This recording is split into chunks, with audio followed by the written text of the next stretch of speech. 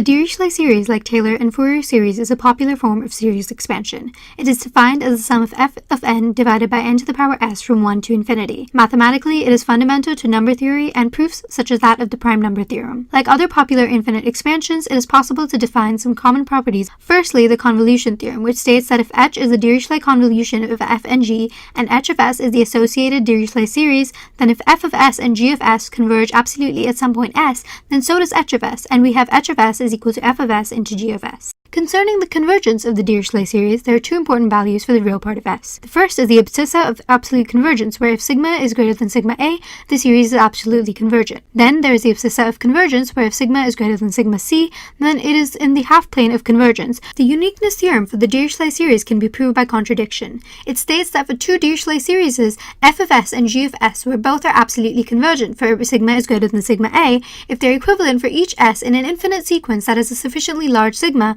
then f of n equals g of n for all n. But how does the Dirichlet series allow us to take an infinite series and obtain a finite limit, one of its most used properties in physics? This is through the Riemann zeta function, a form of the Dirichlet series where f of n is equal to 1 and sigma is greater than 1. The Riemann zeta function can also be manipulated into an integral representation. From the Dirichlet representation, it is already clear that the zeta function is single-valued and everywhere except at s is equal to 1, where the p-series test shows that it is divergent.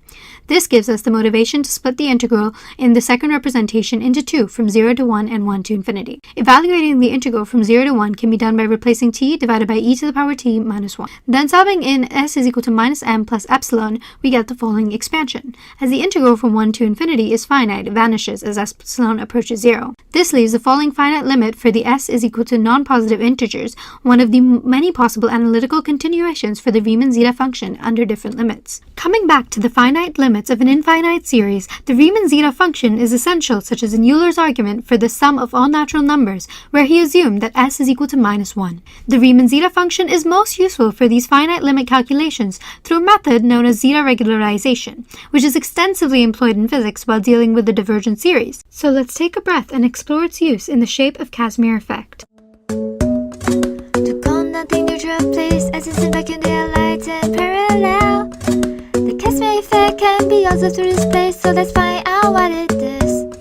The effect explains the force of attraction between places, something like Venus's force. How virtual photons making fluctuation causes very smaller between the plates. Quantization of U with boundary condition.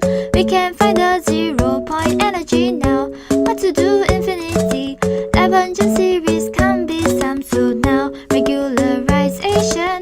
We need the use of Riemann zeta function. Come on now, follow my lead. Come on now, follow my lead. We can get a finite answer if Riemann zeta function is used.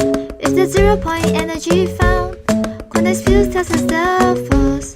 Casimir force for Casimir effect. And finally we are complete. Every day discovering something brand new. That is all for Casimir effect. Not limited to the Casimir effect, the zeta function regularization is essential in many fields of physics, such as the non-zero temperature string theory, finite temperature quantum field theory, covariant effective action in 2D gravity, etc. But while the zeta function appears to be so popular in physics, what about the general Dirichlet series? It is, in fact, closely linked to quantum mechanics through both the time evolution operators and joint measurements. The Dirichlet series can also be shown to correspond to the probability amplitudes of certain types of oscillators, with the sums of the series corresponding to the interfering probability amplitudes. We thank you very much for watching this video, and we really hope you enjoyed it.